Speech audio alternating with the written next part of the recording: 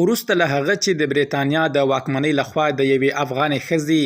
د پناه غوښتنې د ردولو په اړه راپورونه خپاره شول. په دغه هیواد کې یو شمېر میشتې افغانې ښځې د بریتانیا دا پریکړه غیر عادلانه بولي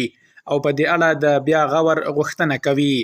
په بریتانیا کې ځینو میشتو د بشري او د ښځو د حقونو فعالان وایي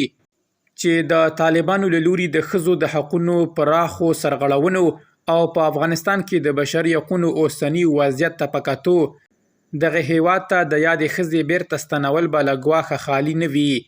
بریتانیاوي ورځپاڼې ګارډین تازه راپور ورکړی چې د بریتانیا واکمنۍ د مستعار مینا نومې یوې افغانې ښځې د پناه غوښتنه رد کړې ده. په راپور کې راغلي چې مینا په افغانستان کې د بشري حقونو د دفاع لپاره خپل ژوند له ګواښ سره مخ او وروسته یې بریتانیا ته پناه وړې ده.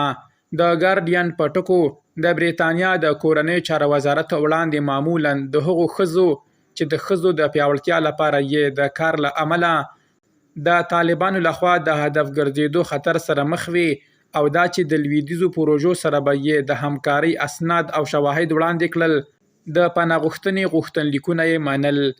خو د 2024 زیږدیز کال د وروستیو 3 میاشتو د کډوالۍ د احصایو له مخې د 26 افغان ښځو د پناه غوښتنې غوښتنلیکونه هم د بریتانیا د واکمنۍ لخوا رد شوي دي.